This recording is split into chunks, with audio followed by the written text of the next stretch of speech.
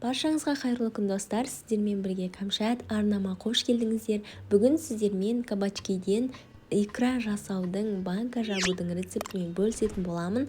Өте оңай, тиімді рецепттерді алдағы уақытта YouTube арнама салатын боламын. Сондықтан арнама тіркеліп, бірден қоңыраушаны басып қойыңыз. Бізге қажетті ингредиенттер: 2 үлкен кабачки, болгар бұрышы, үлкен сәбіз және 2 пияз, помидорды қолданатын боламыз. Ең алдымен кабачкимізді дәл видеодағыдай етіп 4 бұрышты формасында ұсақтап турап аламыз.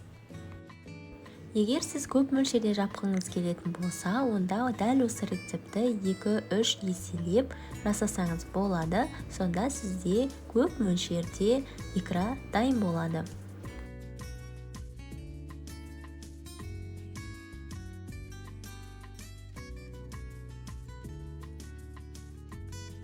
Помидордың, яғни қызанақтың да керек емес бөліктерін алып тастаймыз және де дәл кабачки секілді ұсақтап турап аламыз.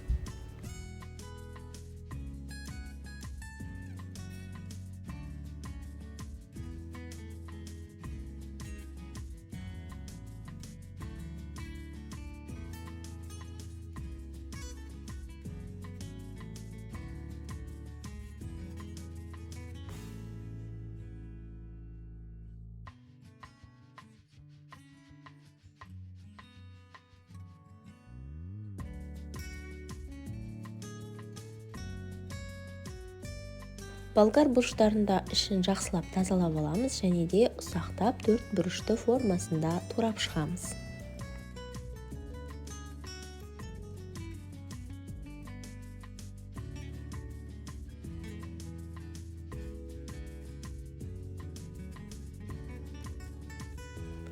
Сәбізімізді де пиязымызды да дәл осылай ұсақтап турайтын боламыз.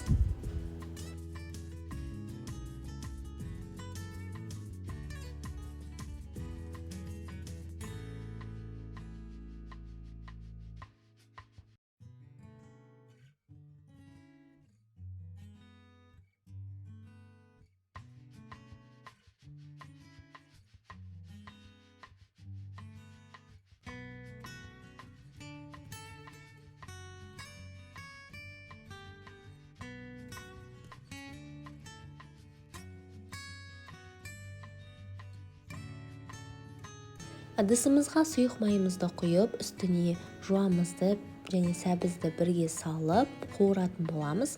Жақсылап араластырып 5 минуттай қуырғаннан кейін үстіне болгар бұрышын саламыз. Оны да жақсылап араластырып қуырамыз.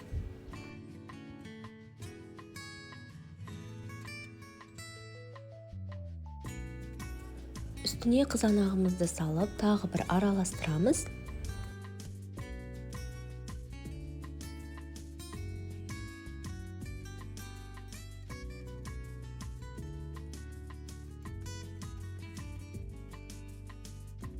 Ең соңында кабачкимізді салып, барлығын жақсылап қуыратын боламыз.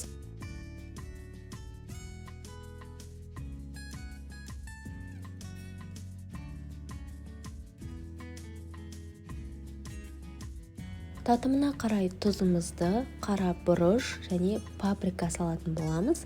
Барлығын жақсылап араластырамыз және де үстіне 2 ас қасық көлемінде томат пастасын саламыз. Барлығын жақсылап араластырып, 20 минут бетін жауып, бұқтыратын боламыз.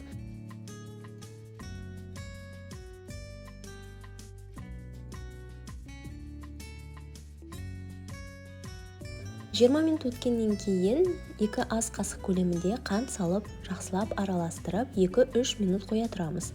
Бұл қантты тұз бұрыш салған кезде салмайтын себебіміз, бұл қант күйдіретін болады, сондықтан ең соңында осылай бұқтырып болғаннан кейін салып, 2-3 минут ұстаймыз. Сонда біздің салатымыз дайын болады.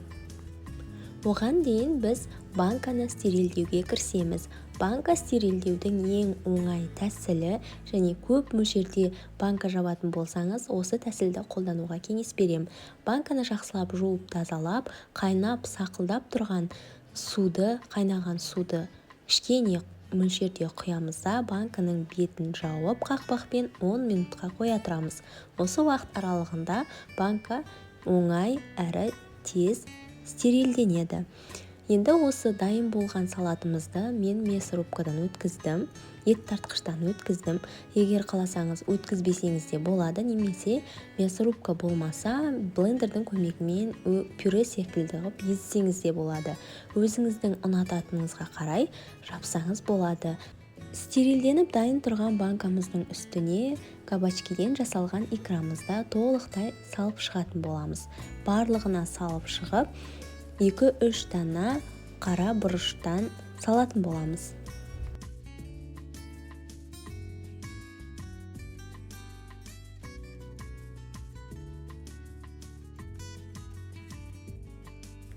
Ең соңында 70% сірке суының жарты шай қасықтан бір банкаға құятын боламыз.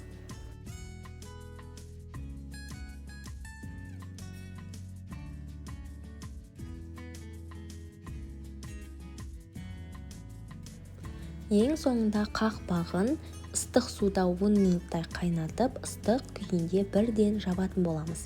Бұл банканың атылмауына бірден бір көмектесетін фишкалардың бірі, бірден ыстықтай жауып тастайтын боламыз. Менде бұл жерде брандалы қақпақ. Егер сізде жабатын закрывашкамен жабатын қақпақ болатын болса, бірден ыстық күйінде жауып тастауға кеңес беремін. Банкаларымызды осылай төңкеріп қойып, үстін жауып, бір түнге қалдырамыз.